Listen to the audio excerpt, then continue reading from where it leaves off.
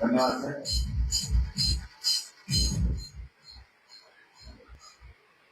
यानंतर आपण आपल्या या ज्ञानदान क्षेत्रात मौलिक योगदान देणाऱ्या आणि ज्यांनी गेली अनेक वर्ष आपल्या या कोर्टामध्ये आपली सेवा केलेली आहे अशा ज्येष्ठ वकील बांधवांचा, न्यायमूर्तींचा सम्मान करणार आहोत. सर, आज इस मौके पर हमने एक बहुत अलग इन्हें जो बहुत सालों से हमारे इस कोर्ट में वर्किंग कर रहे हैं, ऐसे हमारे सारे जो सीनियर मेंबर्स हैं, इनका हम फेलिसिटेशन करने जा रहे हैं. और हमारा सौभाग्य है ये फेलिसिटेशन आप जैसे मान्यवर अतिथि के उपस्थिति में और आपके शुभारंभों से होने जा रहा है. We are very pleased to have you here sir.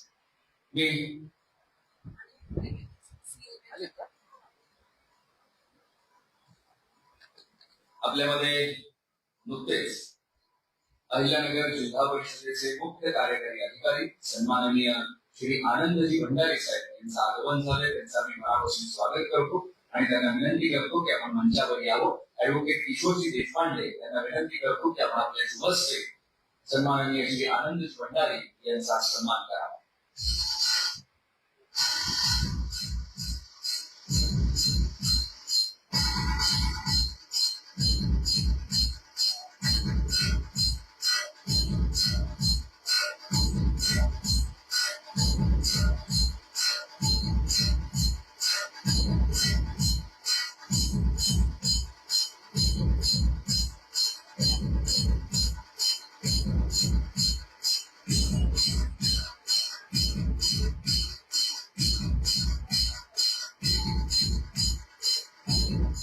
मनापासून धन्यवाद.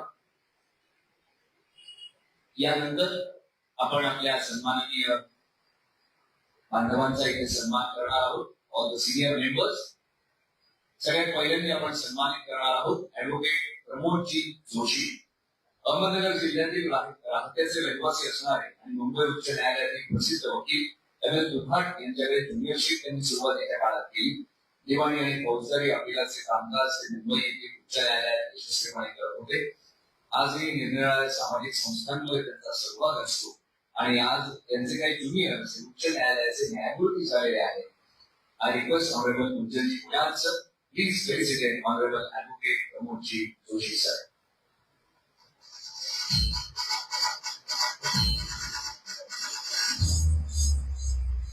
सरकारचं सांगितलं तुम्ही तयारच ठेवा. मी माहिती सांगायला लागल्यामुळे तुम्ही घेऊन मंचावर या. यानंतर आपण सन्मानित करणार आहोत सन्माननीय ऍडव्होकेट नितीनजी गवारे यांना. अहमदनगर जिल्ह्यातील कर्जत तालुक्यातील एका शेतकरी कुटुंबात हे सुपुत्र. औरंगाबाद खंडपीठात वकिली व्यवसायास त्यांनी प्रारंभ केला. दिवाणी आणि फौजदारीच्या अनेक अपीलांमध्ये आपल्या वक्तृत्व शैलीमुळे आणि कायद्याचा गाढा अभ्यास असल्यानं आपल्या नावाचा ठसा उमटवला.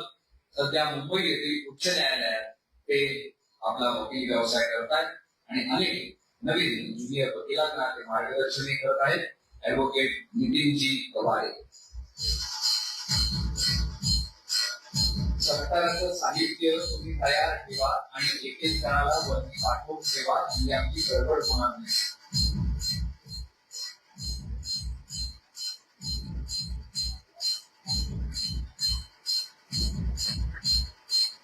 यानंतर आपण सन्मानित करणार आहोत ऍडव्होकेट किशोरजी पाटील यांना. किशोरजी पाटील हे मुंबई उच्च न्यायालयात आपला व्यवसाय सध्या करतात. उच्च न्यायालयातील न्यायमूर्ती दुधाट साहेब यांच्याकडे त्यांनी सुरुवातीच्या काळात ज्युनियरशिप केली आणि मुंबई उच्च न्यायालयात वयोमुक्त वकील म्हणून त्यांची विशेष ख्याती आहे. सर, आपलं मनपूर्वक अभिनंदन.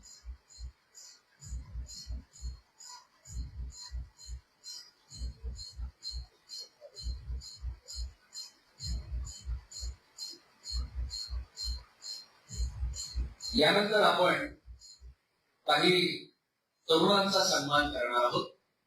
तरुणांचा याच्यासाठी म्हणतोय की त्यांनी आता अवधी आपल्या वयाची 75 वर्ष पूर्ण केलेली आहेत आणि they are still working. So we are very happy to honour you, felicitate you. सगळ्यात पहिल्यांदा मी मंचावर आमंत्रित करतो ऍडव्होकेट अच्युतराव चौधरी यांना. शहरातील एक अत्यंत नामवंत आणि निष्णात असे फौजदारी वकील. अनेक निरनिराळे सेशन खटले त्यांनी चालवलेले आहेत. अहमदनगरमध्ये रिमांड हो आणि बाबावाडी या सामाजिक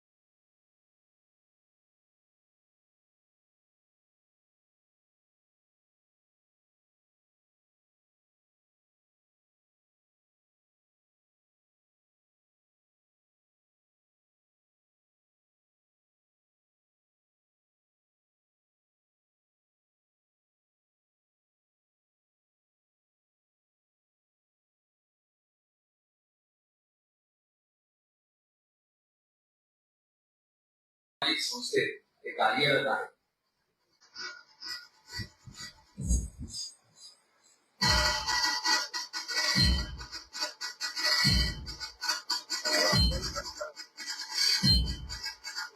बॅकग्राऊंड म्युझिक बंद केलं तरी चालेल, कारण आम्हाला यांच्या टाळ्या ऐकायच्या. या तरुणांसाठी आपण टाळ्या वाजवल्या पाहिजे. यानंतर मी विनंती करणार आहे ऍडव्होकेट शरदजी पल्लू. न्यायालयात त्यांनी वकिलीची सुरुवात केली. अहमदनगर मर्चंट बँकेच्या संचालकपदी निवडून आले. नगर अर्बन कोऑपरेटिव्ह बँकेचे चेअरमन म्हणून सुद्धा त्यांनी यशस्वी कारकीर्द आपली बजावली. बँकिंग क्षेत्रात उत्कृष्ट कामगिरी करून महाराष्ट्र बँक फेडरेशनचे संचालक होण्याचा सुद्धा त्यांना बहुमान मिळाला. अनेक इन्शुरन्स कंपनीच्या पॅनलवर सिनियर पॅनल ऍडव्होकेट म्हणून त्यांनी काम पाहिले आणि वकिलांसाठी ऍडव्होकेट चेंबर बिल्डिंग उभारण्यात सिंहाचा वाटा जर कोणाचा असेल तर तो कोठारी साहेबांचा आहे. घरातला एक मोठा वारसा त्यांना सामाजिक सेवेचा आहे. त्यांचे वडील अनेक वर्ष भारतीय राष्ट्रीय काँग्रेसमध्ये कार्यरत होते आणि नगर जिल्ह्यातील एक अग्रणी व्यक्ती म्हणून प्रसिद्ध होते. यानंतर आपण सन्मानित करणार आहोत ऍडव्होकेट ए उगळे साहेब यांना. दिवाणी कायद्यातील सखोल अभ्यास असलेले हे नामवंत वकील. मुंबई उच्च न्यायालयाचे औरंगाबाद खंडपीठ इथे त्यांनी अनेक खटल्यामध्ये आपलं काम पाहिलेलं आहे. माननीय ए उगळे साहेब.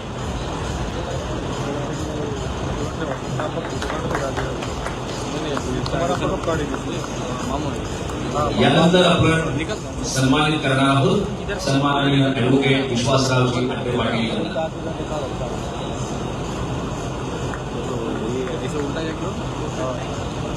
आता आपण सन्मानित करतो आहोत ऍडव्होकेट ए उगळे साहेब यांना आणि आता आपण सन्मानित करणार आहोत ऍडव्होकेट विश्वासराव अड्डे पाटील. अतिशय संपन्न अशा कुटुंबाचा वारसा घेऊन अड्डे साहेबांनी या क्षेत्रात आपल्या कामाला सुरुवात केली. जिल्हा सरकारी वकील, बार काउन्सिल ऑफ महाराष्ट्र आणि गोवाचे चेअरमन अशा अनेक जागांवर त्यांनी आपली सेवा दिली. सध्या ते अहिल्यानगर जिल्ह्यातील सगळ्यात मोठ्या अहमदनगर जिल्हा मराठा विद्या प्रसारक समाज संस्थेचे सचिव म्हणून कार्यरत आहेत. एक अत्यंत रसिक आणि गुणग्राही व्यक्ती म्हणून त्यांचा नावलौकिक आहे. यानंतर आपण सन्मानित करणार आहोत सन्माननीय ऍडव्होकेट अच्युतराव पिंगळे यांना. अहिल्यानगर शहरात वकिली व्यवसाय त्यांनी सुरू केला. सामाजिक कामात ते कायम अग्रणी असतात. गेली अनेक वर्ष गीता पठणाचा उपक्रम ते घेतात. नगर अर्बन बँकेच्या ठेवीदारांना न्याय मिळवून देण्यासाठी लढणारे एक मुख्य सेनापती म्हणून सुद्धा त्यांचा नावलौकिक आहे. आणि नगर शहरात ऋग्वेद भुवन ही एक इमारत त्यांनी समाजातल्या लोकांसाठी एक हाती बांधली. त्यासाठी अत्यंत मोठा असा निधी त्यांनी उपलब्ध केला. माननीय पिंगळे साहेब. यानंतर आपण सन्मानित करणार आहोत ऍडव्होकेट पी मनोज साहेब यांना. ते आज आपल्यामध्ये उपस्थित नाहीत, पण एकदा आपण त्यांच्यासाठी जोरदार टाळ्या वाजवूया. यानंतर आपण सन्मानित करतो आहोत ऍडव्होकेट एस गांधी यांना. मी विनंती करतो गांधी साहेबांना की आपण मंचावर यावं. अहमदनगर शहरात सुरुवातीला दिवाणी कामकाजाला त्यांनी सुरुवात केली. त्यानंतर शहरामध्ये टॅक्स कन्सल्टंट म्हणून त्यांनी काम पाहिलं. त्याचप्रमाणे निरनिराळ्या sale tax, GST, income tax tribunal मध्ये पण ते काम पाहतात माननीय एस गांधी साहेब. नाउ आय रिक्वेस्ट आणि अजून एक महत्वाची म्हणजे मंचावर आपल्या बऱ्याच जणांचे ते टॅक्स कन्सल्टंट आहेत, त्यामुळे सगळ्यांचं आर्थिक नियोजन उत्तम आहे. Now we are going to felicitate and advocate I.P. Kazi sir. इंग्रजी भाषेवर प्रभुत्व असणारे एक प्राध्यापक, कॉन्व्हेंट स्कूलमध्ये प्राध्यापक म्हणून त्यांनी काम केलं आणि निवृत्तीनंतर वकील व्यवसाय सुरू केला. इंग्लिश ड्राफ्टिंग मध्ये ते अत्यंत निष्णात आहेत. So I am little bit nervous talking in front of them in English. Sir, please excuse me if I make a mistake.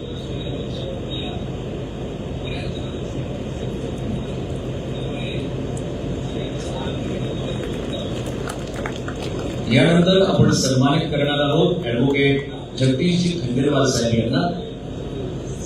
Ahmednagar कोर्टामध्ये मिनिस्ट्री ऑफ डिफेन्स या कामात त्यांनी प्रावीण्य मिळवलं आणि निरनिराळ्या कोर्टांमध्ये कोर्ट मार्शलच्या चौकशी कामात सुद्धा ते सहभागी झाले. ॲडव्होकेट जगदीशजी खंडेलवाल. आपले फोटो लाइव चालू असता आगे काय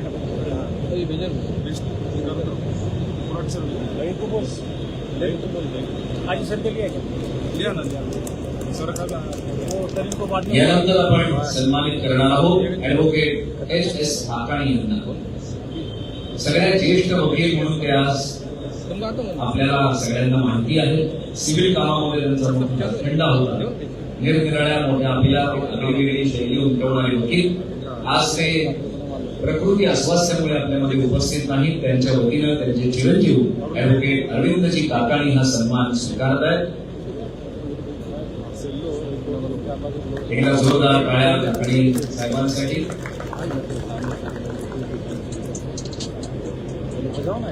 यानंतर आपण सन्मानित करणार आहोत सन्माननीय ॲडव्होकेट अशोकजी सरकर साहेब यांना. अहमदनगर जिल्ह्यातील कर्जत जामखेड कोर्टात त्यांनी आपल्या व्यवसायाला प्रारंभ केला. निरनिराळ्या बँकांच्या पॅनलवर ते कायदेशीर सल्लागार म्हणून कार्यरत होते. आज वयाची 75 त्यांनी पूर्ण केलेली आहे, पण तरी अनेक जण आज त्यांचं मार्गदर्शन घेण्यासाठी त्यांच्याकडे जात असतात. ते त्यांना मनमोकळेपणानं मार्गदर्शन करत असतात. ग्रामीण भागातून येऊन सुद्धा आपल्या बुद्धिमत्तेनं या वकिली व्यवसायात स्वतःची वेगळी ओळख निर्माण करणारे ॲडव्होकेट अशोकजी सरकर साहेब.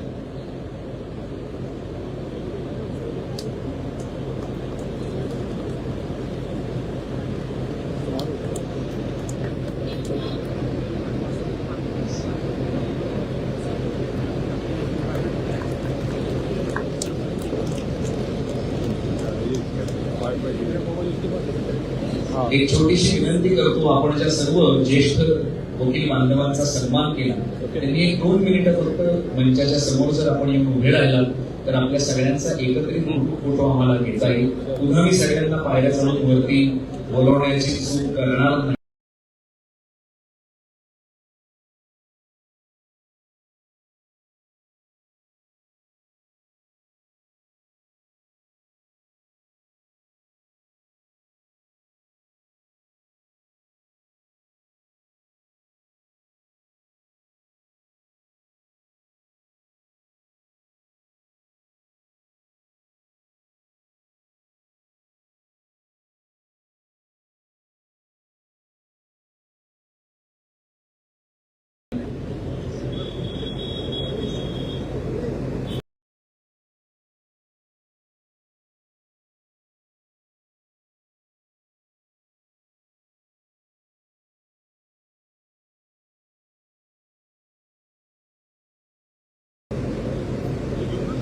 आणि आता या सगळ्यांसाठी आपण एकत्रित जोरदार टाळ्या वाजवणार आहोत. जोशी सर प्लीज प्लीज दवारे sir, Joshi sir, Patil sir, I request all of you also. या क्षेत्रात नव्यानं जी सगळी मंडळी आता कार्यरत आहेत किंवा येऊ इच्छित आहेत, आपल्या न्यायाधीश अंजुली शिंदे मॅडम यांना की आपण या कार्यक्रमाच्या निमित्तानं आपलं मनोगत इथे व्यक्त करावं.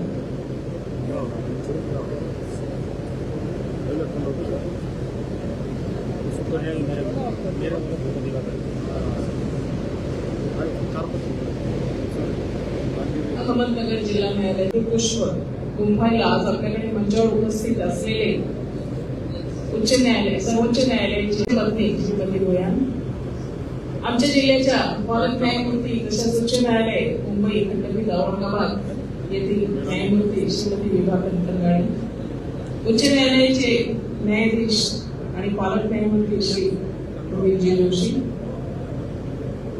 या जिल्ह्याचे शासकीय अभियंता श्री ॲडव्होकेट श्री पाटील, सर्व या बारचे सेकंड बार असोसिएशनचे अध्यक्ष श्री अशोकजी कोठारे, तसेच सर्व मंचावर उपस्थित सन्माननीय विधिज्ञ, माझ्या समोर उपस्थित सर्व न्यायिक अधिकारी, सर्व विधिज्ञ मंडळ व इतर बंधू आणि भगिनींनो, खरं तर आजचा हा कार्यक्रम एक न्याय क्षेत्राशी जोडलेल्या लोकांसाठी एक पर्वणी आहे.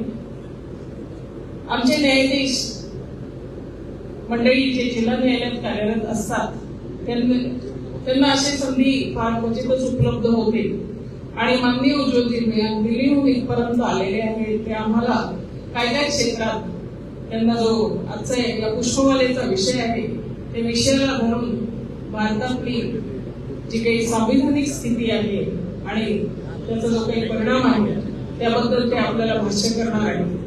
खरं तर असले कार्यक्रम, असे कार्यक्रम आणि असे प्रसंग जर आले तर लोकशाहीचे मजबूतीकरण हा जो विषय आहे सर्वसामान्य पर्यंत पोहोचण्यास मदत होते. स्ट्रेंथनिंग ऑफ डेमोक्रेसी म्हणजे डेमोक्रेटिक इंडिया आणि कॉन्स्टिट्यूशनल डेमोक्रेसी हे आपल्याला सगळ्यांना ज्ञात आहे, परंतु त्याचं मजबूतीकरण हे सर्वसामान्यपणे कायद्याने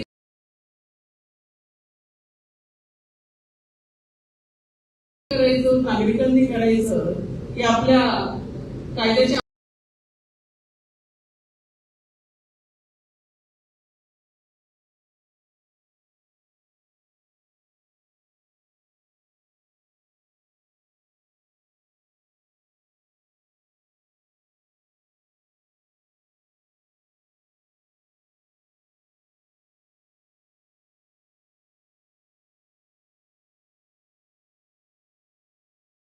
अंमलबजावणी करणाऱ्या जे काही संस्था आहेत त्यांनी करायचं, हे अनेक प्रश्न अनेकदा निर्माण होत असतात. सर्वोच्च न्यायालय हे न्यायाच्या दृष्टीने न्याय देणारे सर्वोच्च न्यायपीठ असल्यामुळे न्यायाचं खरा अर्थ काय आहे आपण हे त्यांच्याकडून शिकत असतो आणि यालाच अर्थात दृष्टी आपल्याला उच्च न्यायालयाकडून मिळत असते. तर आजच्या या प्रसंगी अहमदनगर सेंट्रल बार असोसिएशनने हा कार्यक्रम आयोजित केला आणि त्यामुळे आम्हाला संधी प्राप्त झाली. त्यासोबतच मी असं म्हणेन की वकील वर्गांना सुद्धा, कारण न्यायाधीश मुळातच वकील आहे आणि वकिलीतूनच आलेले सगळे न्यायाधीश आहेत, तर वकिलांना सुद्धा या सगळ्या संकल्पना सखोल आणि योग्य प्रकारे माहिती असणे गरजेचे आहे.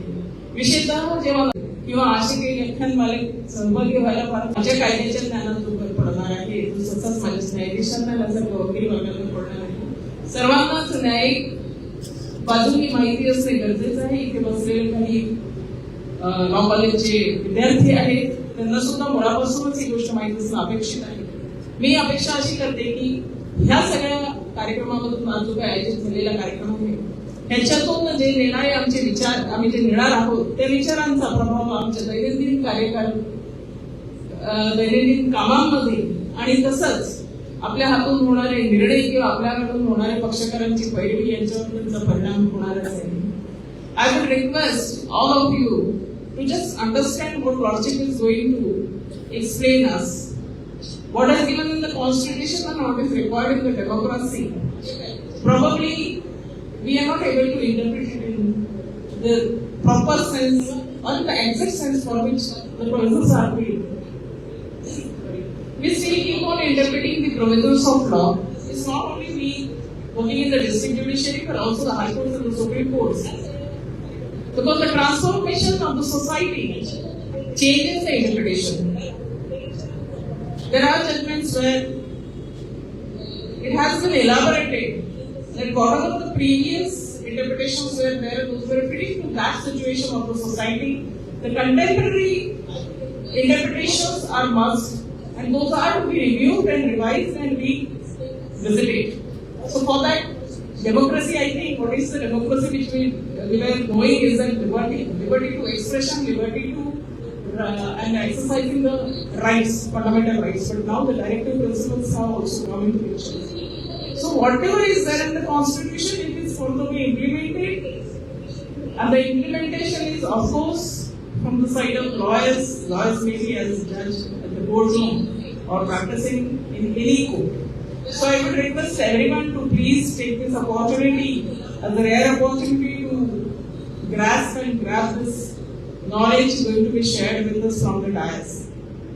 I thank Ahmednगर Central Bar Association for inviting me and for making me to participate in this program along with my all judicial officers. I thank all those who have taken efforts for organizing this function, and I also take this opportunity to thank Justice Bhuyan, who is going to address us, and that is going to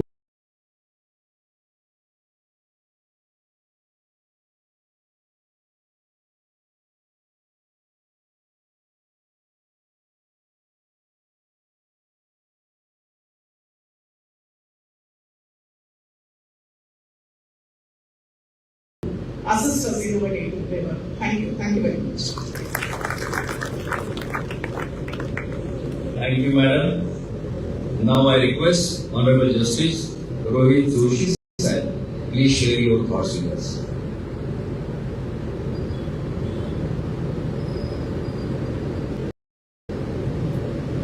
Honorable Justice Bhuyan, Judge, Supreme Court of India, Honorable Mr. Bhuyan, my elder sister, Justice Judge Bombay High Court, the Principal District and Session Judge of Advocacy, Madam Anju Shinde, Judicial Officers, dignitaries on the judges, and special mention to the young brigade of lawyers sitting before. As I stand today before you, let me tell you that after an elevation as a judge of the Bombay High Court, I was fortunate to be appointed as a guardian judge of one of the oldest bars of the country. I have two things to say about the judicial officers and the advocate field. Till recently, I was an advocate. Contrary to what was said about me, till 24th of October 2025, I was a practicing advocate at Nagpur and then elevated as an additional judge of the Bombay. Transformation from an advocate to judge taught me one thing, that something that I lacked probably when I was in practice. To sit for hours together on the dais and to listen to submissions made from the bar. It is not that easy as we perceive from the bar. To have long hours of concentration. As of now, I feel that it is a, sorry to say,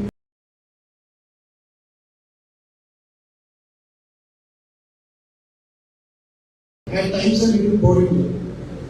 As an advocate, the first duty that you owe to the judge, also to your client, because ultimately you are to get early relief from the client or from the judgment, is to keep the judge engrossed.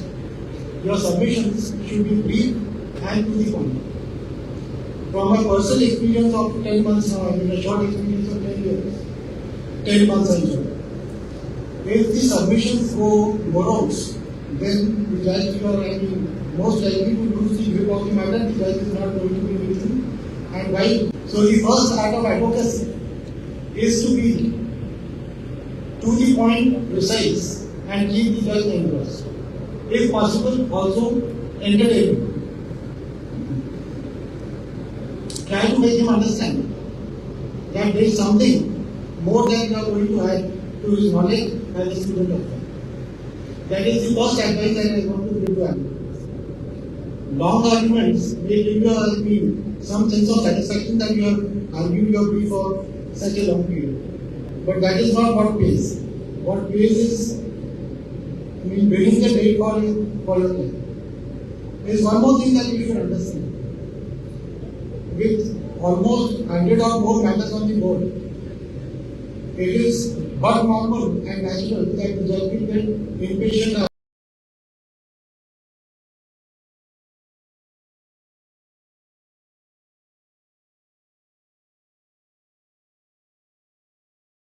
after point of failure.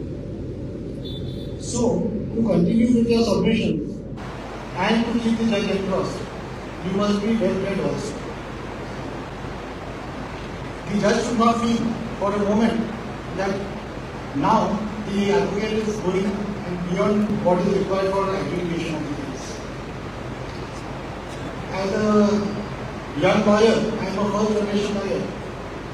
In practice started growing with passage of time. When I started my practice, I spent as a briefless or a lawyer with very few briefs.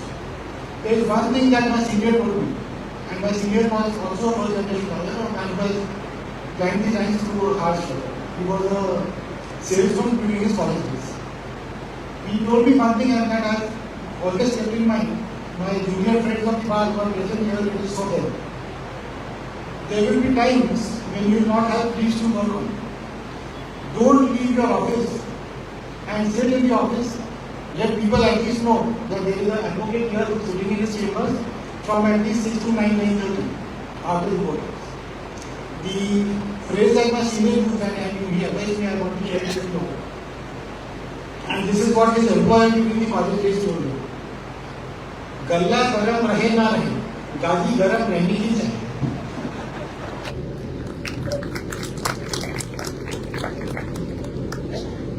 And that is the message that people don't know how much work you have.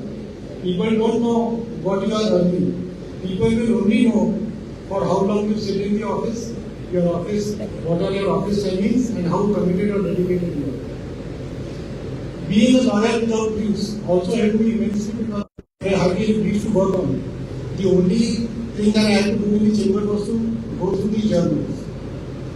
These formative years, if you spend time in the office, 3 to 4 years, initial 4 years, can make your life as a lawyer, maybe as judge or whatever future prospects will foresee for yourself.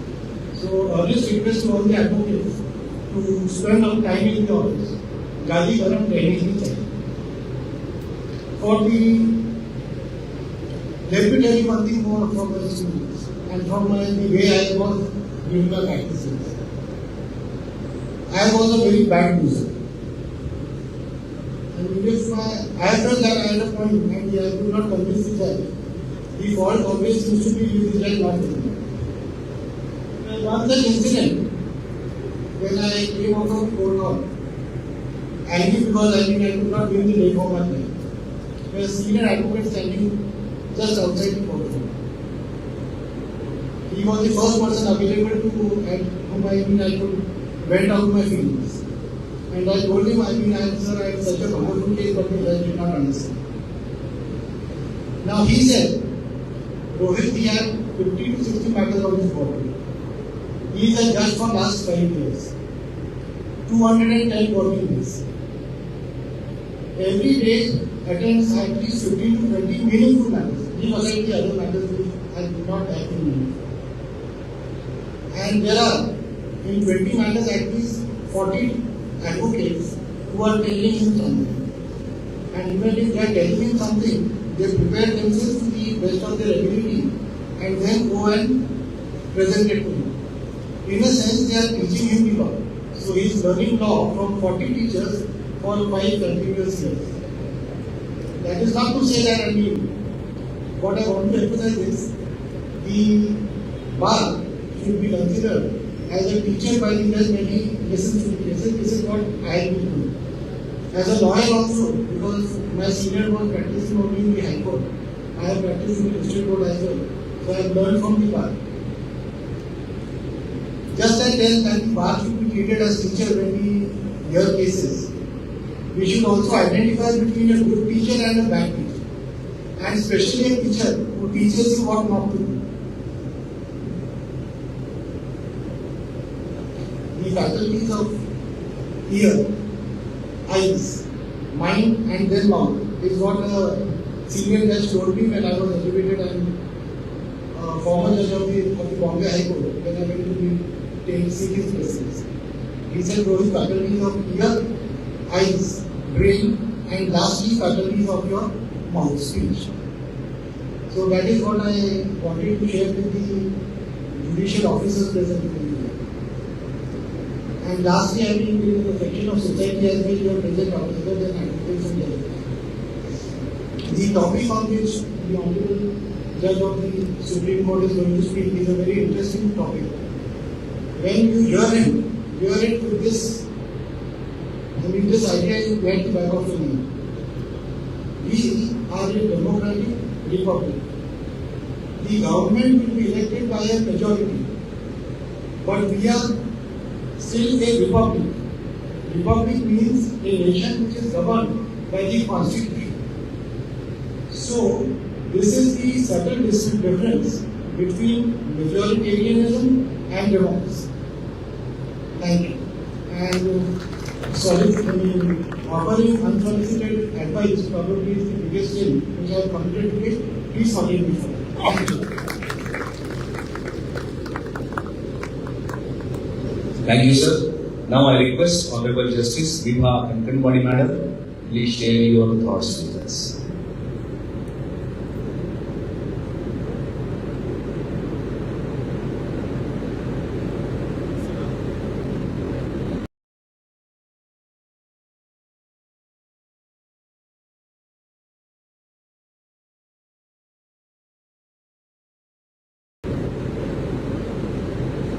सर्वांना नमस्कार.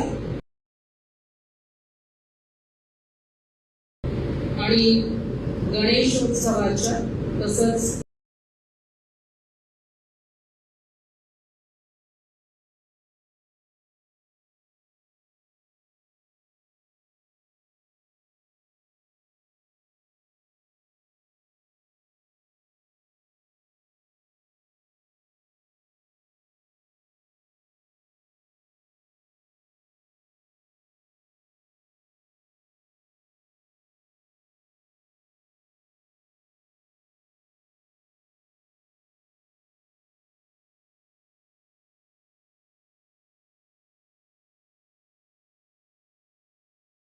महालक्ष्मीच्या या उत्सवानिमित्त सगळ्यांना शुभेच्छा.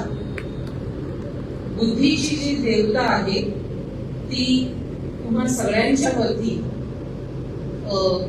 आपला हात वरद हस्त तुम्हा सगळ्यांच्या वरती ठेवून ही इच्छा प्रकट करून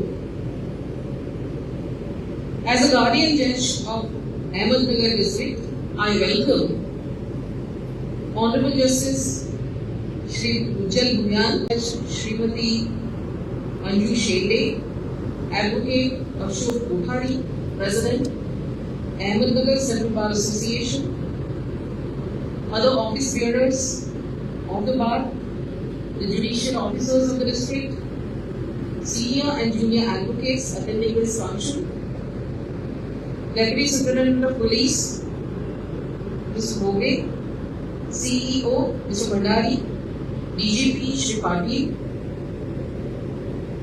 senior members whose contribution to the legal field has been honored today, other dignitaries of the dais, and please forgive me if relation. Cooperative movement was successful here. At present, there are around 120 judges working in the entire district. There is Sacred Family Court and other courts as well as tribunals. This district has maximum number of district, that is sessions divisions, and still there is demand from other bar associations also. We have problem of infrastructure and the staff, but every judge is putting his or her level best.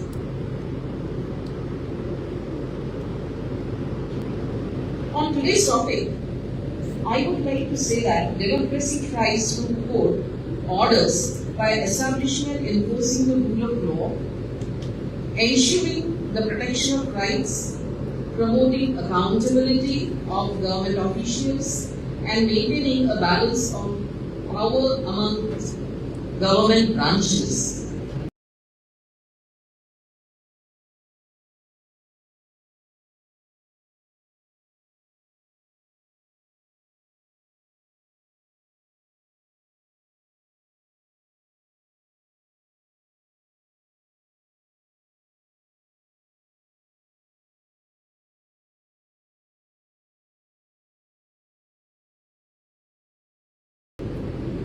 Courts, through their judgments and interpretations of the Constitution, can check the executive power, enforce social justice, protect fundamental rights, and ensure transparency in democratic process.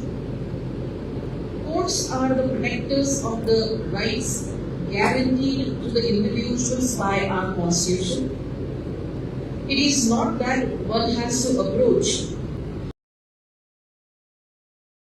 High Court or Supreme Court only to protect his or her rights. In certain matters, the powers and jurisdiction is vested in the trial courts also. Take the example of provision under section 91 of CRPC. It is equivalent to the writ of habeas corpus. All the facets would be explained by Honorable Lordship. I do not want to therefore transgress. In fact, and therefore I would like to stop here. I once again welcome Honorable Lordship, Madam Bhuyan, to my guardian district, and thankful to him for enlightening us on the topic. Thank you very much.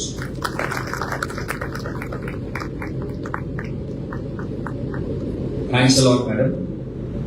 आपने इस पूरे history की एक history हम सबके सामने बहुत अच्छी तरीके से और संक्षिप्त रूप में रखी, और हमारे साथ आज जो यहाँ पे मौजूद है ऑनरेबल जज भुयान सर, इनको भी इसके बारे में बहुत अच्छी honourable justice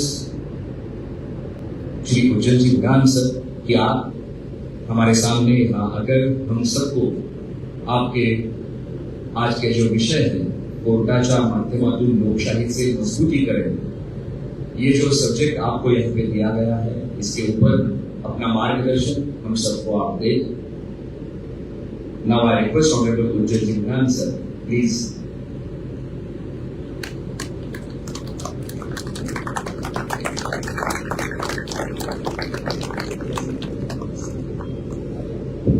Thank you, Prasad.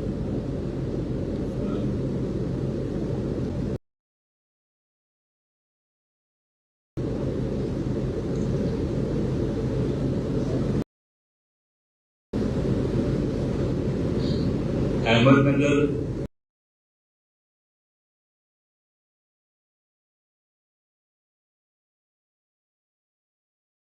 Central bar association ने मला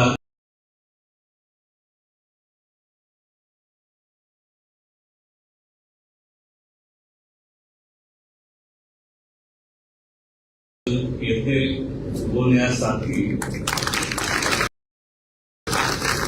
आमंत्रित केल्याबद्दल मी खरोखर आभारी आहे. माझ्या सहकारी वकील मध्ये विशेषतः भारतीय तरुण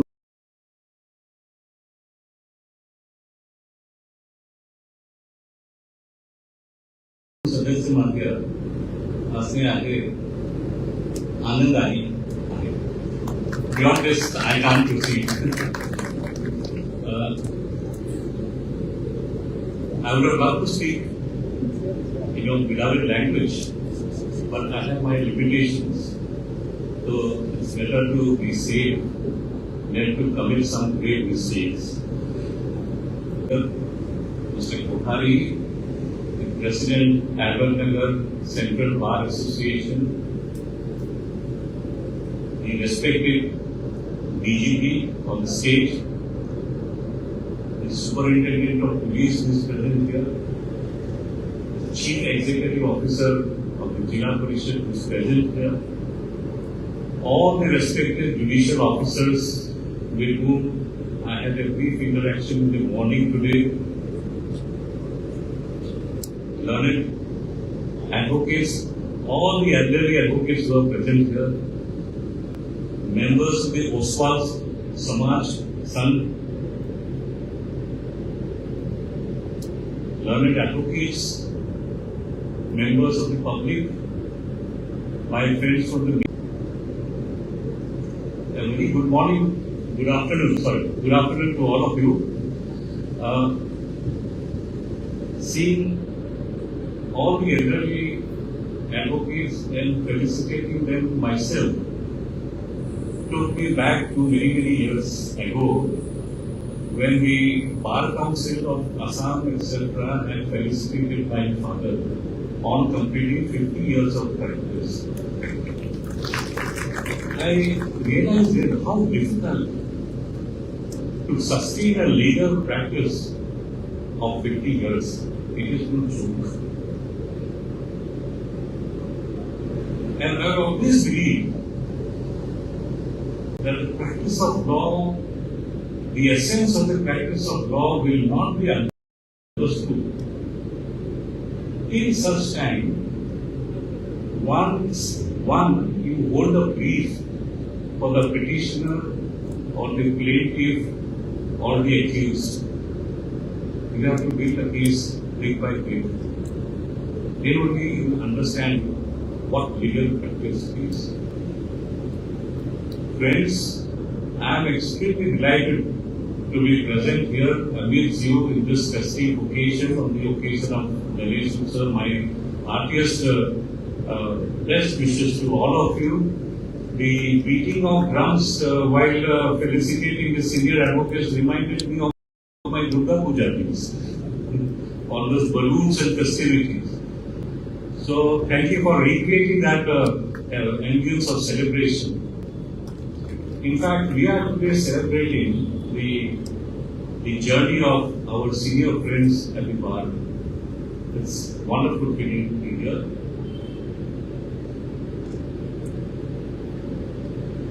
History tells us that the city of Ahmednगर, now we call it Ahilya-Nagar, was founded in the year 1490 by Ahmed Nizam Shahi I, who made it the capital of Nizam Shahi dynasty.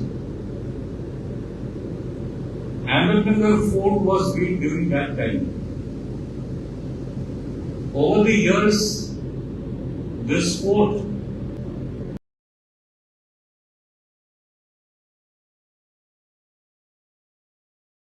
has acquired great significance. During the freedom struggle, this is a place where a lot of activities have taken place, particularly during the Quit India movement of 1942. Our national leaders like Pandit Jawaharlal Nehru, Sardar Patel, Maulana Azad, Govind Ballabh Pant, and it's a delight to learn discovery of India in this Ahmednगर fort. So it's a great honor and privilege for me and my wife to be here in this historic city. And as the learned principal district judge has said, Ahmednगर district court was established in the year 1818, more than 200 years ago. Today, it has become one of the biggest judicial districts in the state of Maharashtra, having as many as 116 judicial officers with whom I had an interaction this morning. The Ahmednगर bar is a strong and a vibrant bar it should remain united. Bar should always remain united because you represent the voice of the people. You should not have any individual agenda. You represent the problems and voice of the people. Over the years, Ahmednagar Bar has produced very many distinguished lawyers and judges who have made all of us very proud. Therefore, it is indeed a matter of great honor and privilege for me to come to Ahmednagar Bar and to interact with my lawyer friends. Friends, I have a special affinity towards the legal fraternity. I myself was a lawyer. As I said, my father practiced for almost 60 years. He started as an article clerkship during those days, and we had the system of article clerkship. You had to intern, and at the end of with a senior, and at the end of the internship period, the full court of the High Court used to take an examination. If you pass that examination, then only the salon will be given to you, the license will be given to you, and then only you will practice. My father interned under Fakhruddin Adiyami, who was the then president of the Guwahati High Court Bar Association, and who later on became the finance minister of the state and went on to become the president of India in 1970s. Though he is remembered for perhaps many wrong reasons, but that's a different reason. I practiced for more than 2 decades before I became a judge. My wife practiced for more than 17 years before she gave up practice on my elevation. That's again a very debatable issue whether the spouse should give up his or her practice on somebody's elevation. That's again a very highly debatable issue.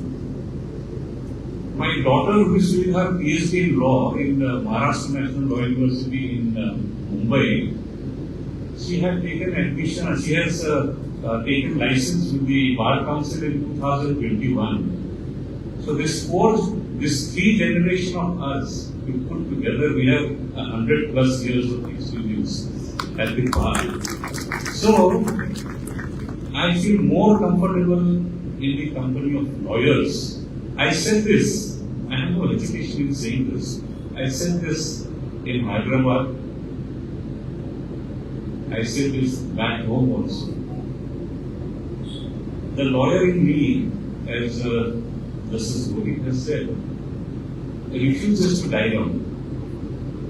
In fact, it is better to have the spirit of lawyer inside you that will challenge you in thinking and thinking and thinking. Because the moment you stop thinking, the creativity will stop and your ideas, the flow of ideas will dry up. Today morning I discussed, so I am not going to repeat what I said there about the trial courts. And in fact, it was Professor Upendra Bakshi who started a debate that trial courts should always be referred to as trial courts and not as lower courts or subordinate courts. I fully endorse this view, and we had put in practice when I was Chief Justice in Telangana by issuing notification that henceforth nobody should refer to the district courts as lower courts or subordinate courts. It should be referred to as trial courts or district courts. In fact, with Justice Oak and myself, we had delivered an order in a case called Sakhawat versus State of UP, where we said that henceforth it would be appropriate for the registry of the Supreme Court to refer to lower court records, not as lower court records, but as trial court records. Friends, you may be wondering why I am saying all this. I am saying all this with a purpose. Referring to trial courts or district courts as subordinate courts or lower courts affects the dignity of the judicial officers serving in such courts and also of the lawyers practicing in these courts.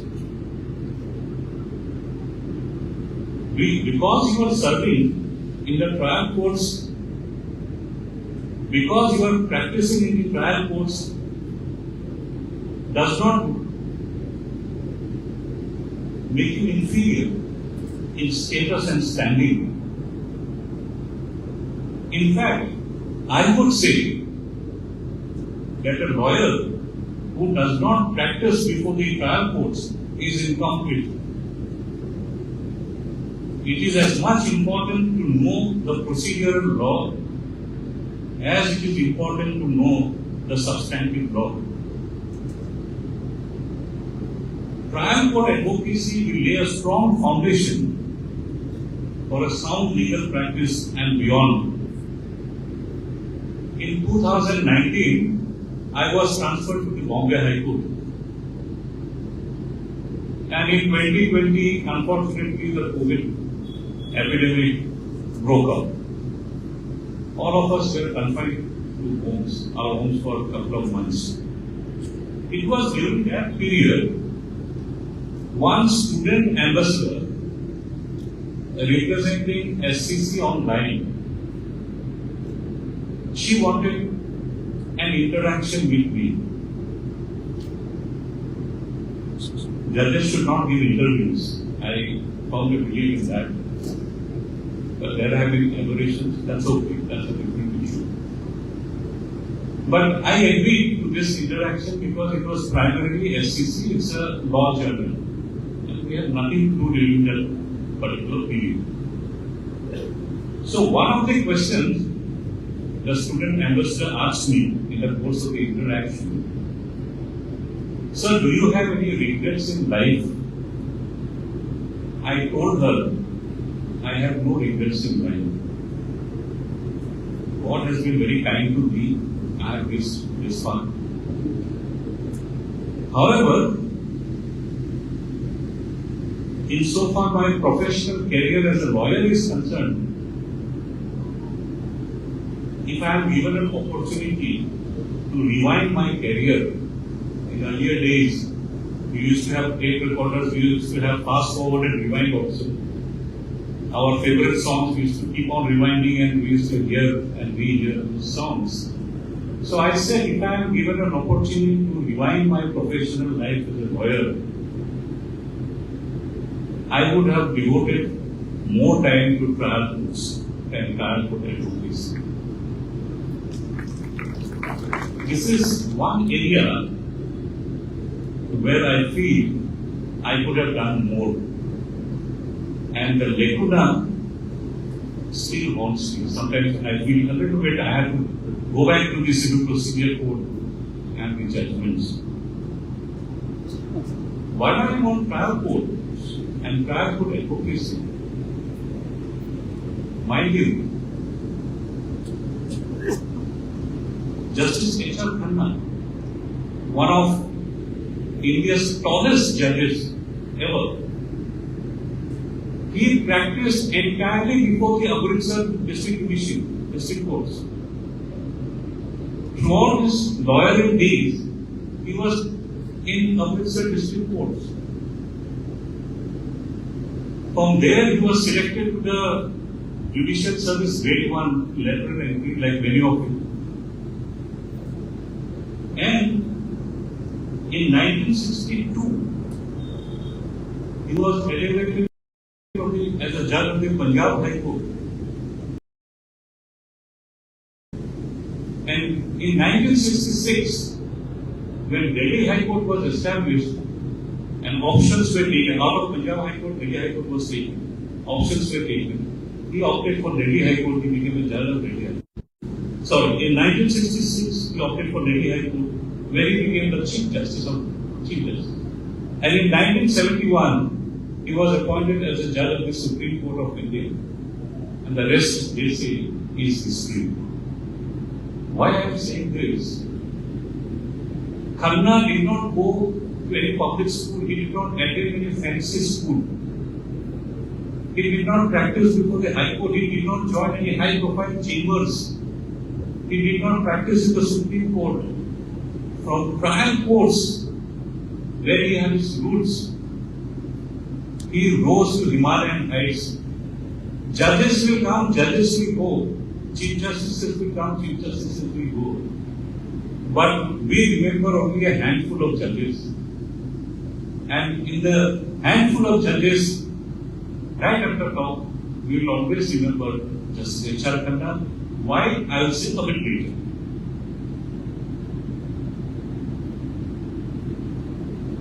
Friends, it is the trial courts and the district judiciary where the bulk of India's litigation is fought. In fact, 95% of the litigation are fought in the trial courts only. For the litigants, and by extension the general public, trial courts and district courts are the face of Indian judiciary. Indian judiciary. This is the face of Indian judiciary. Ahmednगर court, that's all. Very few will can travel to Bombay High Court, very few can go to the Supreme Court. It is the first and in most cases the last point of contact with the judiciary by common man. Litigants are the main stakeholders of our justice delivery system. Most litigants approach the court as the last resort after suffering great distress. Therefore, my earnest appeal to all of you is that,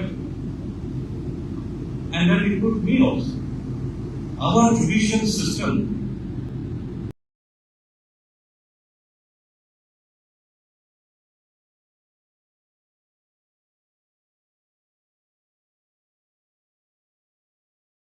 must therefore be responsive to the cry for justice of these harassed litigants, so as to sustain the fate of the common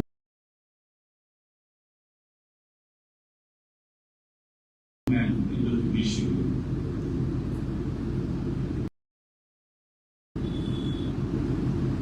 I am tempted to say many things, but I restrain myself. Because as judges, whether we speak in public fora or in the judgments also, or in the court, we need to exercise restraint.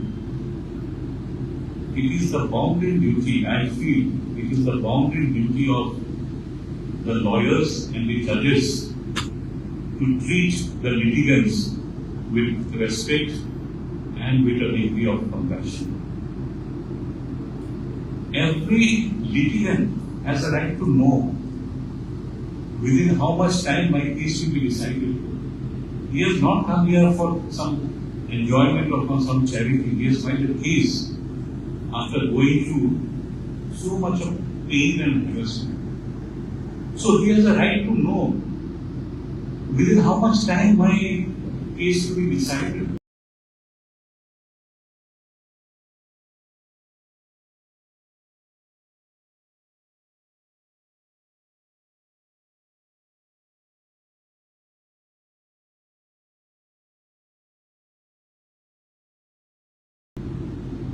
The answer need not be with any mathematical precision, 3 years, 4 years, 5 years, no. But the litigant must feel assured that his or her case will be decided within a reasonable period. At least this much the system owes to a litigant. According to me, if a case is pending, at any stage of our hierarchy, judicial hierarchy, for more than 5-6 years, then it is a matter of concern and it certainly calls for introspection.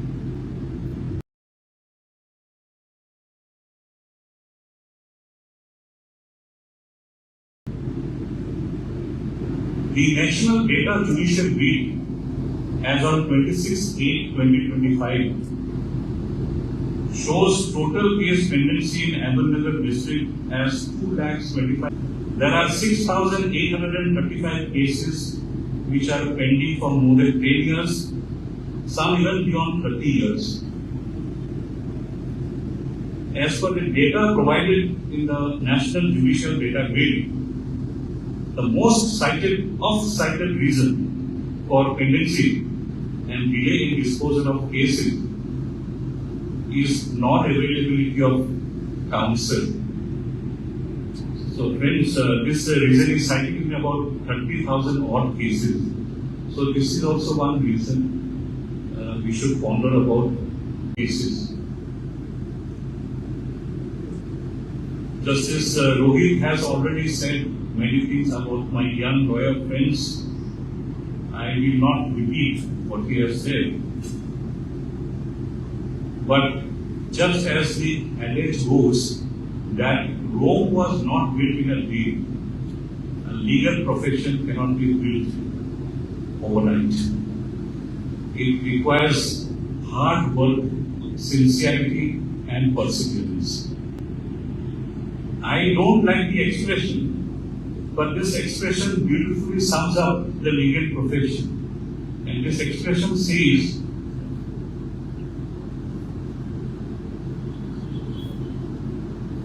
law is a jealous mistress.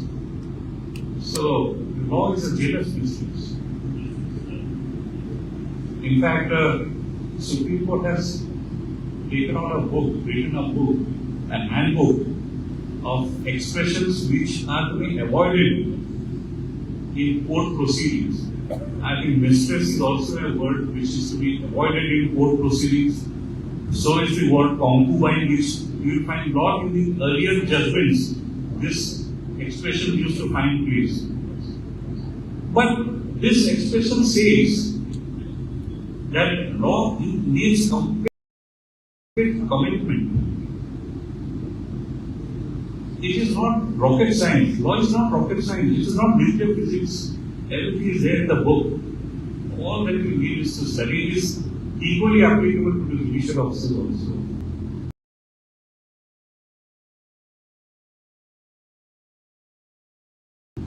All that we need to do is to read and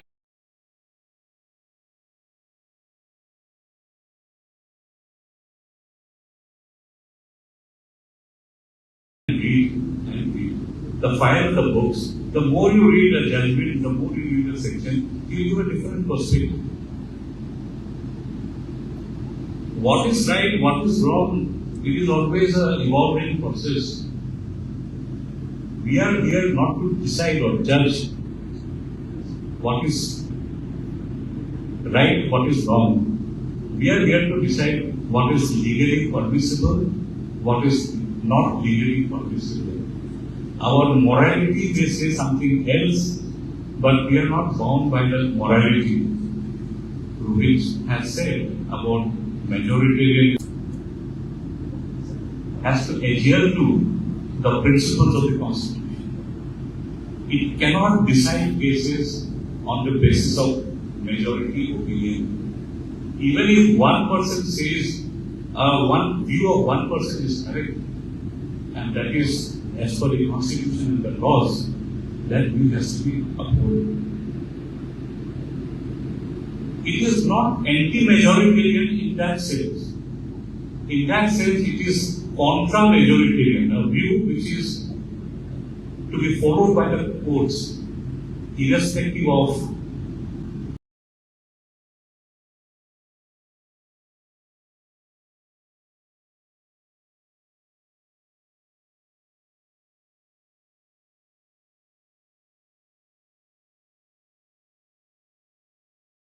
the views taken by the majority of the people.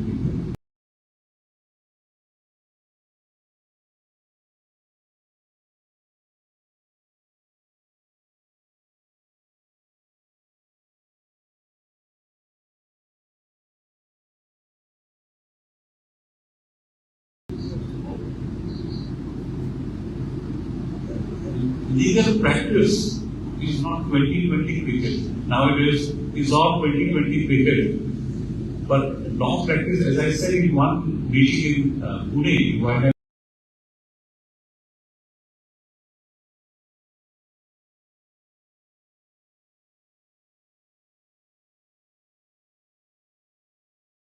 I was addressing the bar, it is not 2020 cricket. It is not even one-day cricket. You must have the tenacity and the technique to play a long innings like in Test cricket. You should be able to handle the spinners and you should be able to handle the bouncers also. Because sports are going to throw bouncers at you.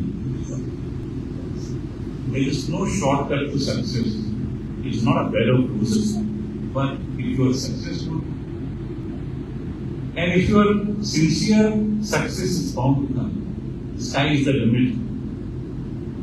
Please read the autobiography of Fadi Nariman, the doyen of the Indian bar, punishments by the hand of the teacher. So he said, the bar is the school of hard knocks, where you learn your advocacy. I would say that the bar is a great institution. It's a great institution. I am a product of the bar. It's a great institution. All of us are products of the bar. It's a great laboratory. In the bar,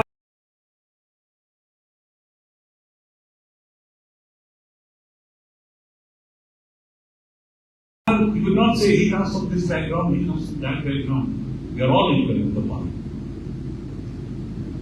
And the spirit of the bar reflects the spirit of democracy.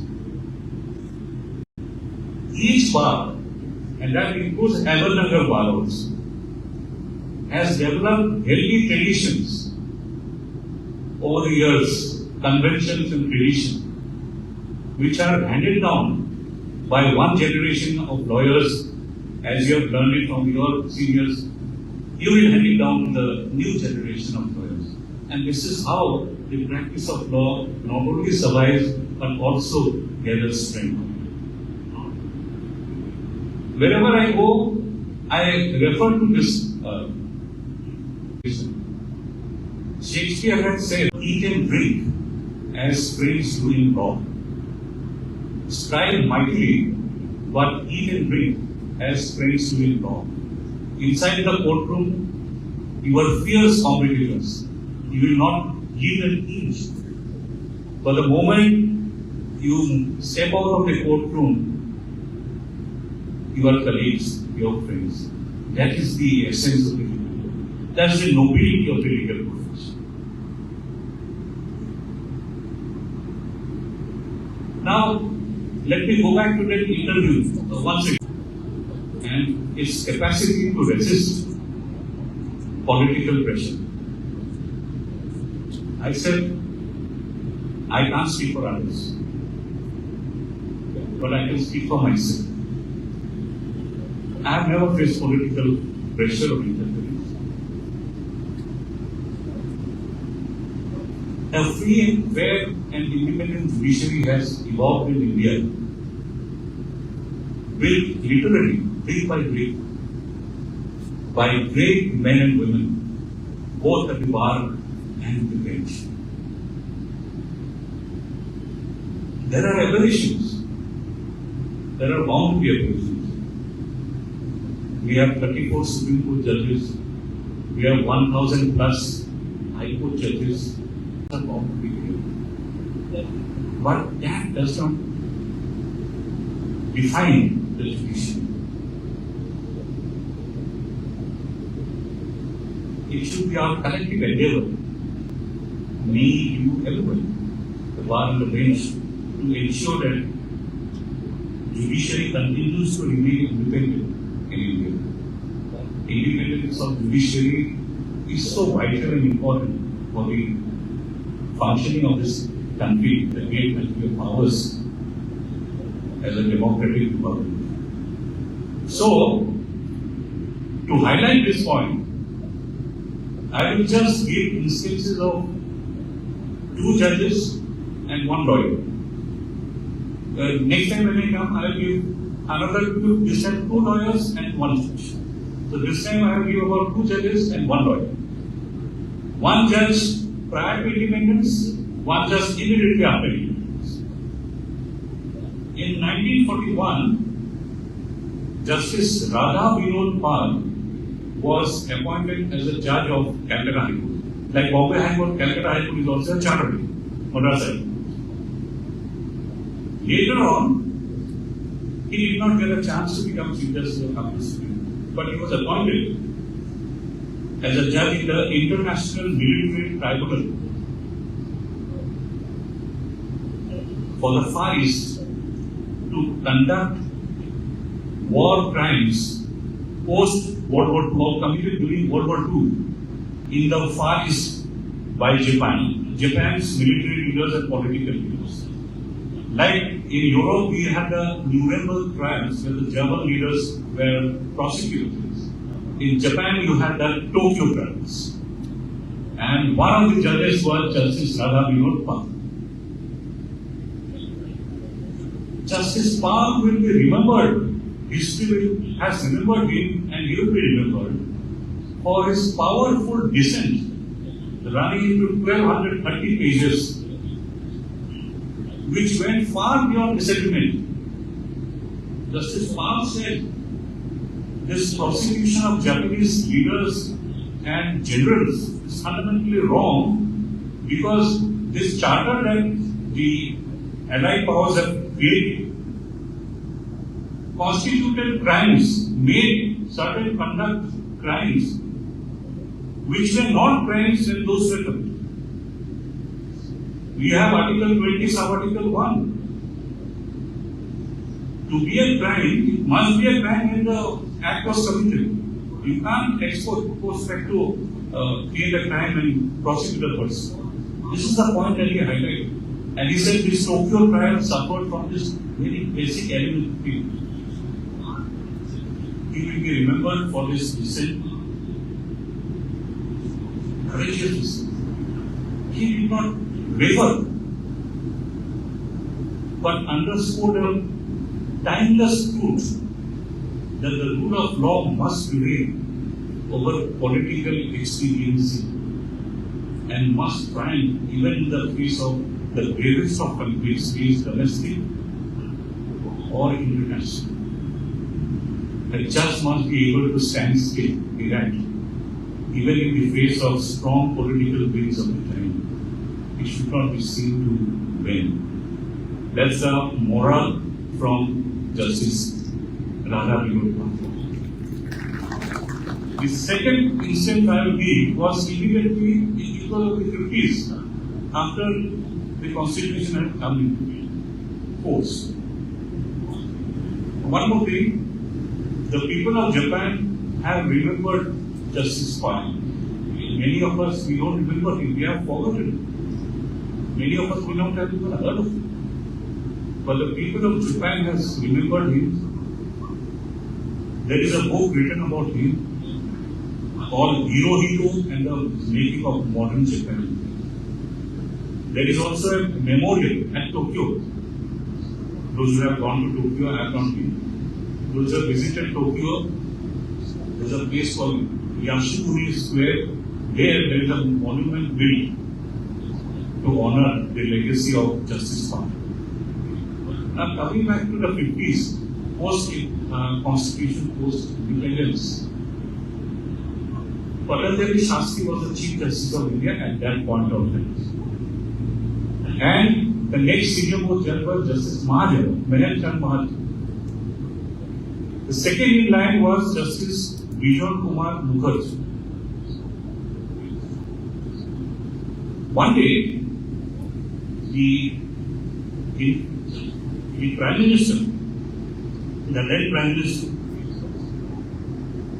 called on Justice Mukherjee and told him that after Shastri retires, the government is thinking of making you the Chief Justice of India by superseding Justice Mahajan, who was senior to him. on the retirement of Justice Patanjali Shastri as the Chief Justice of India in January 1954. In the course of that interaction, this is written in that book by Nariman, Before Memory Fades, you will find it.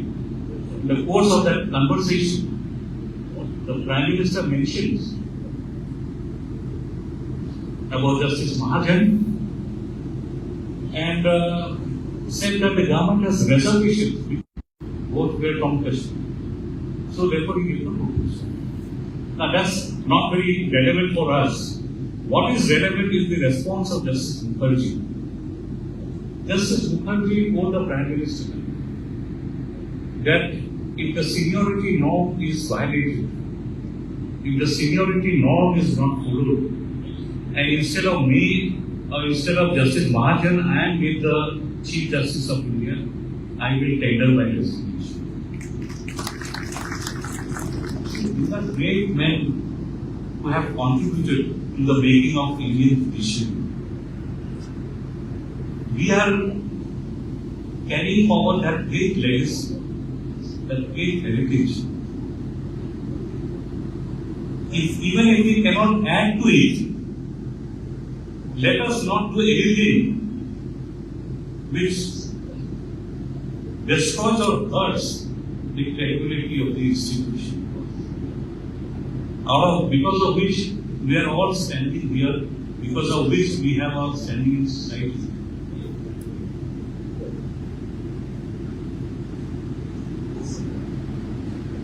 Now let me talk about a lawyer. He is also from this state.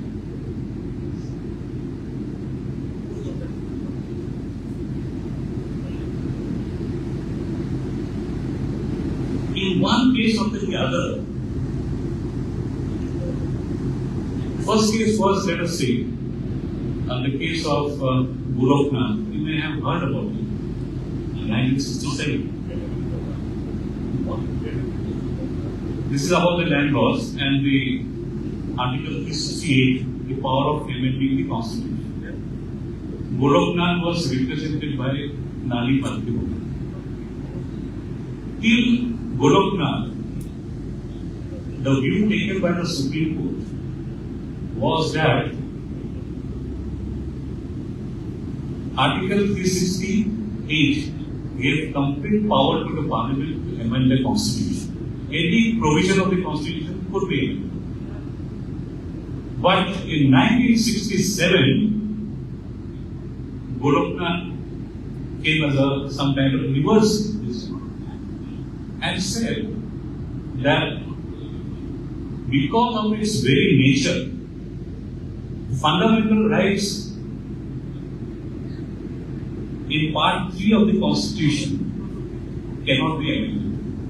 That power cannot be traced to Article 368 by power. This is a view in Bhuyan. This is 1967. In 1970, 14 nationalized banks were 14 private banks were nationalized.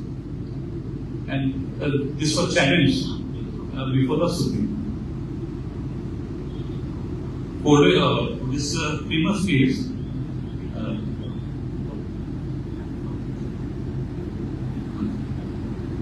this case was also petitioners were represented by Parliament. 71, the third case, that is the primary purse case. See, in 1947, when the priestly states, they were given an offer. Either you join Indian Union or we take it by force. If you join Indian Union, you will be given some amount, some financial benefits which were known as private purse. During that period, the central government took a decision to abolish private purse.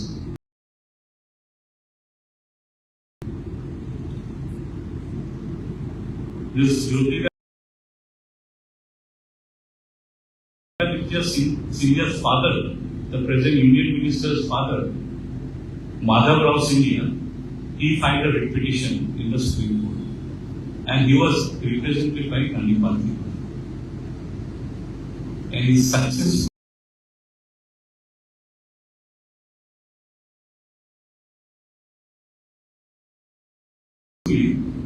obtain orders from this. So this one after the other, there are many cases. These 3 cases, Goloknath, the bank nationalization case, and the private persons. These are all argued by Nandi Party.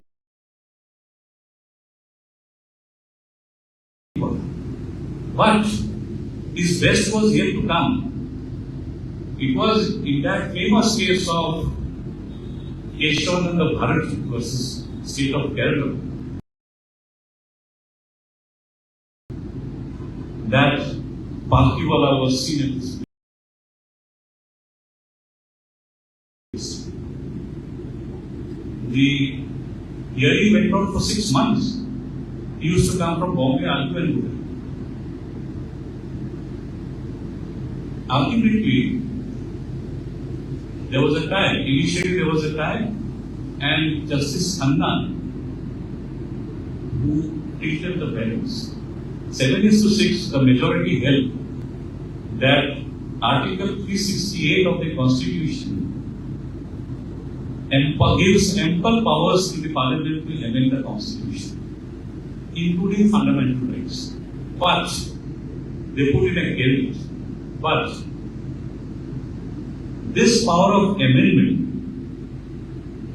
cannot be so exercised so as to destroy the of the Constitution. Government of the day should have been happy because the view was upheld by the Supreme Court, but they were not happy with this basic structure.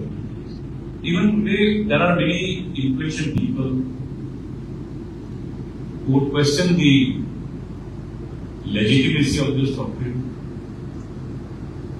But I would disagree that this is a 13-judge bench judgment of the Supreme Court. And as long as the basic features and basic structure of the Constitution would remain.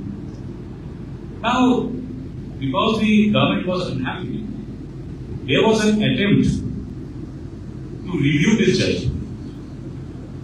And this was in 1973, November 11, 1973. Those who were present there on that afternoon in the Supreme Court, including Justice Khanna, who was on the bench, and Mr. Andhya Rujina, who was earlier Advocate General of Maharashtra, they have written. H.R. Khanna, in his autobiography, Neither Roses Nor Thorns, and Andhya Rujina, in his book, An Inside View of the Struggle for Supremacy between the Supreme Court and the Parliament, that the kind of advocacy displayed by Palkiwala was never seen before in the Supreme Court and perhaps would never be seen in the annals of the history of the Supreme Court. At all times, he was a great orator, a great lawyer. But that afternoon, he argued as if he was a man possessed.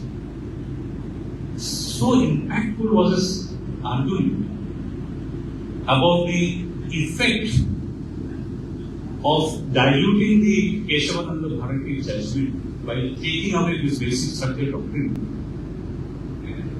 That the bench, they said that we can't.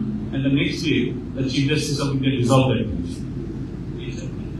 So that abortive attempt to review Keshavananda still ended. Subsequent judgments, there are more than 10 Supreme and Constitution bench judgments upholding this doctrine. Through these judgments, democracy and independence of the judiciary have been held to be basic features of the Constitution. Independence of the judiciary and democracy are intertwined, linked. If democracy has to survive, judiciary must remain independent. If judiciary has to remain independent, there must be a strong and a vibrant bar. There is an uncompromising bar. As I said, judges will go, judges will come and go. But institutions like the bar will remain. And the bar must raise to protect its ways to protect democracy and independence of the judiciary. In one recent function in Pune, organized by the Bar Council of Maharashtra and Bhuyan to felicitate Justice Oak, there were not many speakers, so I had very little time. With the little time at my disposal, I spoke. Justice Mahesh Sonak, I referred to John F. Kennedy, the US President. So I said I will not talk about John F. Kennedy, I will talk about John F. Kennedy's daughter, Caroline Kennedy. And I referred to her speech. Caroline Kennedy herself, an eminent author, attorney, and a diplomat. She was US Ambassador to Australia. And I quoted her. Caroline Kennedy had said, and it sums up the topic of today's deliberation. The bedrock of our democracy is the rule of law. And that means we have to have an independent judiciary. For an independent judiciary, we must have judges who can take decisions independent of the political winds that are blowing. And I said, if it is true for America, it is more true for India. Today in the morning, the host of the program had referred to my speech in the Maharashtra Judicial Academy, where I had quoted Justice Frankfurter, to say that judiciary has neither the pulse nor the sword. It has only moral authority. And that moral authority will be eroded if as Lord Denning used to say, if a litigant goes away from the court saying that he was not heard or that the judge was biased, I would add to this.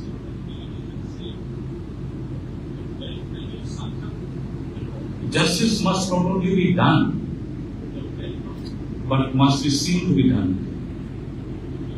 A judge has not only to be impartial, but must be seen to be impartial. Friends, sociologists say that man is a political animal. A judge is, after all, a human being. It is therefore quite natural that a judge can have a political leaning. There's nothing wrong in it. In America, the Republicans pick up their own judges, Republican judges. When Democrats come, they pick up their own Democratic judges. Democratic judges who were intended to be liberal end up being more conservative. Conservative judges picked up by Republicans intended to be conservative end up being more liberal than the Democrat. Another matter.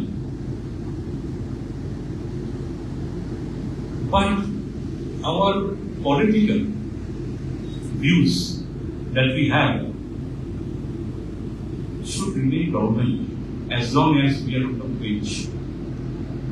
And that should not cloud our decision making. It will be a sad day for all of us, judges, lawyers, and the citizens of this country, if a decision becomes a foregone conclusion the moment it is listed before a particular judge or a particular bench. there could be the end of judicial independence, there could be the end of judicial impartiality, there should be the beginning of the end of the democracy. As I said, as Justice Bhuyan has said, we are not only a parliamentary democracy, but a constitutional democracy as well. But what do we understand by democracy? Is it about holding periodical elections? Every 5 years we hold elections. Does democracy start and ends here? According to me, democracy is a way of life, where issues confronting the society and beyond are discussed and debated, where we have an informed citizenry, where decision making is based on consultation, not always or not necessarily on consensus, but people are heard. We are in the land of Dr. Ambedkar and Mahatma Gandhi. Dr. Ambedkar has had repudiated the caste system. He had rejected the caste system. So he was asked, sir, since you have rejected the caste system, he said, caste system is unscientific. It is based on questionable economic model. It is highly immoral. Then he was asked, since you have repudiated the caste system, what kind of a society you would aspire to? And his answer was, I would aspire for an ideal society which is based on liberty, equality, and fraternity. Dr. Ambedkar explained these concepts of liberty, equality, and fraternity as another name for democracy. Democracy is not merely a form of government. It is essentially of an attitude of respect and reverence towards our fellow human beings. And that is we all do at the bar. And this is what we do in the courts. When a lawyer argues, judge hears, the judge will hear the other side and they will take a decision. And this is what democracy is all about. In 1967, one case went from Bombay to the Supreme Court. Naresh Sridhar Virajkar. In that case, a 9-judge bench of the Supreme Court held that in India, we have an open court system where people can come and watch the court proceedings. Supreme Court said public trials act as a safeguard against judicial arbitrariness, and it plays a crucial role in enhancing public confidence in the justice delivery system. Open justice is not merely a procedural formality, but a fundamental element of democratic legitimacy. In this recent case of Wikimedia Foundation versus CNI, a bench of Justice Woke and myself, we have held that the courts should not shy away from constructive criticism, even if a matter is sub judice before the court. Friends, our constitution has stood the test of time. 75 years strong, like many of you, and still going. It has stood the test of time. It has transformed. It's a transformative document. It has transformed a highly feudal society, practicing graded inequality, into a forward-looking society. It has been outside of the mainstream, on the margins, into the mainstream, and given them dignity and status. It has given voice to the voiceless. but it is still a work in progress. It is our collective heritage, our constitution and the jurisprudence that we have developed is our collective heritage. The Supreme Court must remain the conscience keeper of the constitution. The rights which have accrued, the rights which we have developed, we cannot allow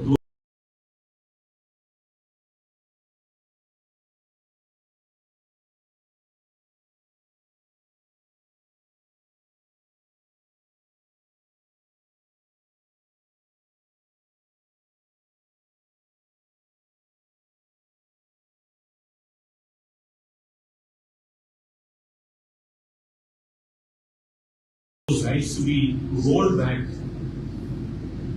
and go back to the days. This is not possible. Our constitution, as long as it survives, will not continue. Therefore, all of us must be vigilant enough to protect our constitution. Friends, I think I have spoken enough, taken much of your time on a holiday, on a Sunday. But before I conclude, let me go back to my interview, that Mumbai interview one last time. After I told her, your success must be built on the edifice of your hard work, talent and merit. Your success must be yours and not at the expense. There is enough space for everybody in the legal profession to shine and to make a mark. I must profusely thank the Ahmednगर Central Bar Association,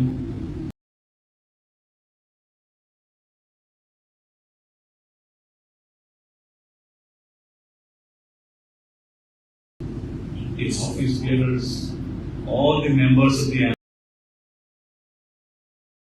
Ahmednगर Bar for inviting me and my wife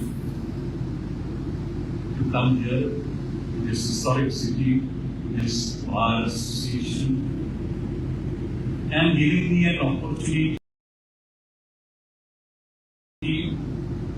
to share some of my random thoughts.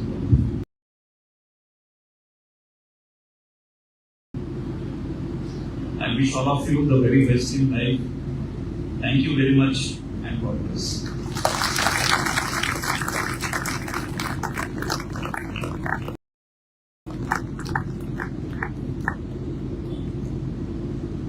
Thanks a lot, sir.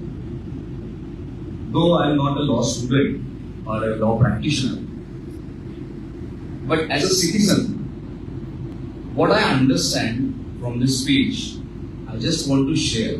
Maybe it will be wrong, but when you share a Shakespearean quote, I found that nowadays we are keeping ourselves away from it. We must come together and try to understand and try to solve the problems. We are lacking of healthy communication, which is the core element of any democracy, a communication. But today we are communicating with each other, but there is not a healthy communication. Then we are losing the respect of others. In democracy, there is also a core element to respect others, but we are lacking that also. And you told about the politics. As a human being, we cannot keep ourselves away from the politics. But we must keep it personal and not professional, as you quoted in your speech. So, what is democracy then? Democracy should become a way of life, and we should accept it according to the time and what is going around us. That's what I understood as a citizen. It might be wrong, but I try to find the meaning through your speech. आपका बहुत बहुत आभार व्यक्त करते हैं sir कि आपने बहुत अलग अलग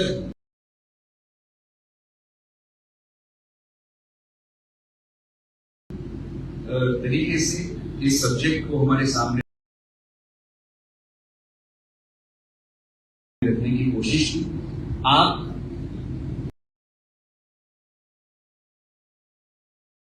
आपने कहा कि छुट्टी के दिन आपने हमारा बहुत समय लिया, लेकिन सर हमारे ख्याल से आपको तो छुट्टी भी नहीं मिलती है.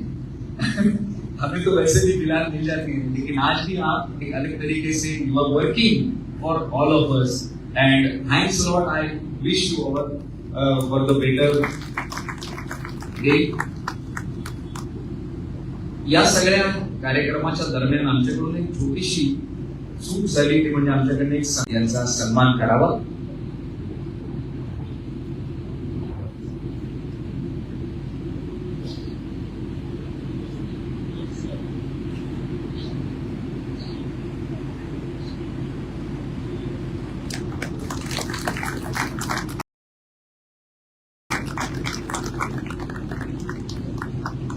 आणि यानंतर विनंती करतो ऍडव्होकेट योगेशजी काळे, सचिव अहमदनगर सेंट्रल ऍडव्होकेट्स बार असोसिएशन यांना, की त्यांनी या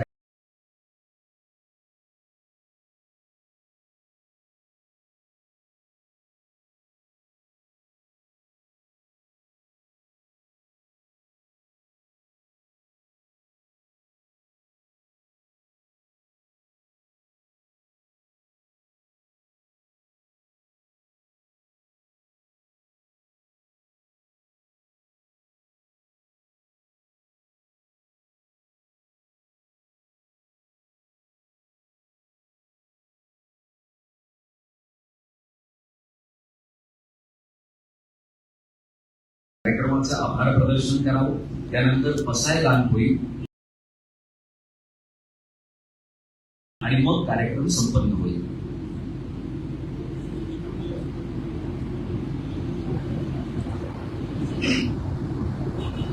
आदरणीय व्यासपीठावर विराजमान सन्माननीय प्रमुख अतिथी, कार्यक्रमाचे अध्यक्ष तसेच उपस्थित सर्व मान्यवर यांना मी प्रथम अभिवादन करतो. कार्यक्रम झाला बहारदार, भाषणे झाली जोरदार. कार्यक्रम झाला बहारदार, भाषणे झाली जोरदार. श्रोत्यांनी उचलला श्रवणाचा भार, तेव्हा मानलेच पाहिजे सर्वांचे आभार, तेव्हा मानलेच पाहिजे सर्वांचे आभार.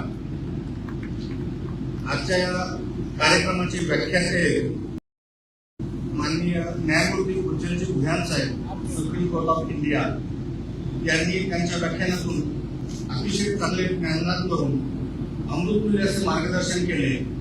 तसेच बारच्या विनंतीला मान देऊन अहमदनगर सेंट्रल ऍडव्होकेट्स बारच्या विनंतीला मान देऊन सत्कारही स्वीकारला. त्याबद्दल मी बारच्या वतीने त्यांचे खूप खूप आभार मानतो. त्यानंतर माननीय न्यायमूर्ती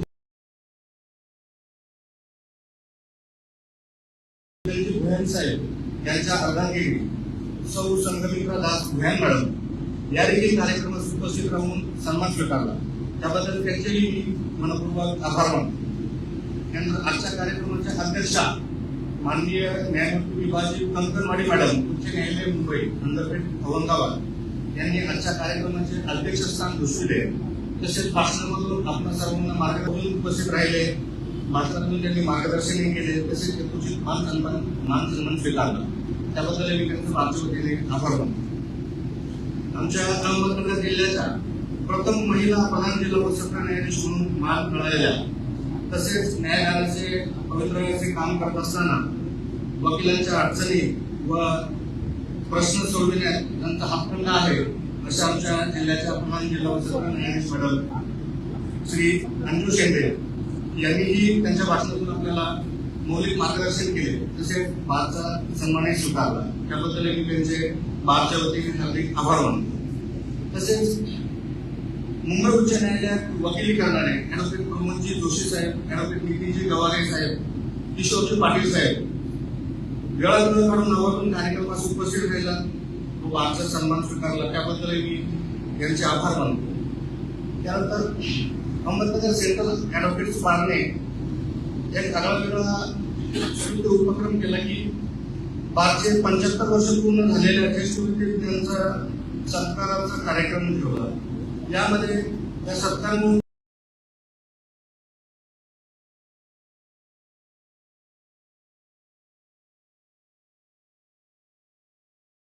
सत्कार स्वीकारला. त्याबद्दल मी त्यांचा बारच्या वतीने हार्दिक असा आभार मानतो. त्यानंतर बारच्या उपस्थित सर्व वकिलांनी कार्यक्रमाला उपस्थिती दर्शवून योगदान दिले, तसेच हाताळून कार्यक्रमाची शोभा वाढविली, त्यांचे मी माझ्या वतीनं आभार मानतो. तसेच आमच्या जिल्ह्याचे जिल्हा सरकारी वकील एस के पाटील साहेब यांनी देखील वेळापत्रक काढून कार्यक्रमाला उपस्थिती दर्शवली व कार्यक्रमाची शोभा वाढविली. त्यानंतर सुट्टीचा दिवस असून देखील अहमदनगर येथील न्यायालयातील न्यायिक अधिकारी तसेच जिल्ह्यातील विविध तालुक्यातून आलेले न्यायिक अधिकारी यांनीही उपस्थित राहून कार्यक्रमाची शोभा वाढविली. मी त्यांचेही माझ्या वतीने आभार मानतो. लॉ कॉलेजचे प्राचार्य यांनी देखील कार्यक्रमास उपस्थिती दर्शवली, त्यांचेही आभार मानतो. यानंतर सोमनाथजी घारगे साहेब जिल्हा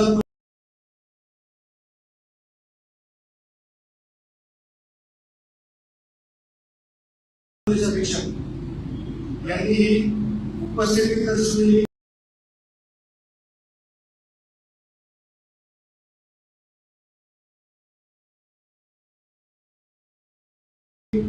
बारचा सन्मान स्वीकारला.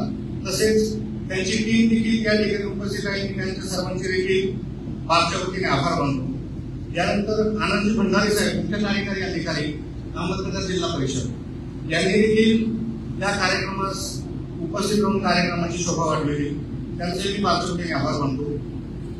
तसंच कुमारी स्वाती फुले मॅडम, आंबेडकर मॅडम व इतर विद्यार्थी समर्थ विद्यालय यांनी स्वागतगीत सादर केले व त्यांना वाजवून त्यांनी साथ दिली, त्यांचे देखील मी आमच्या बारच्या वतीने आभार मानतो.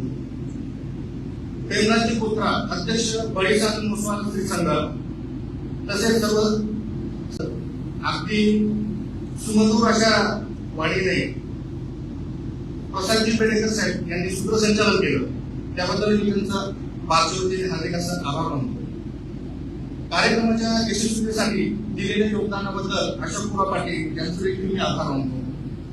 उपस्थित असलेले सर्व पत्रकार, कोर्टाचा स्टाफ, डेकोरेटर्स, स्केटर्स, मंडप, साऊंड सिस्टीम, फोटोग्राफर तसेच वेळ पैसा परिसर. आज लाईव्ह प्रसारण सादर करण्यासाठीचे कलाकार आपल्या समोर उपस्थित नाहीये, त्यामुळे आज रेकॉर्डेड प्रसारण आपण लावणार आहोत.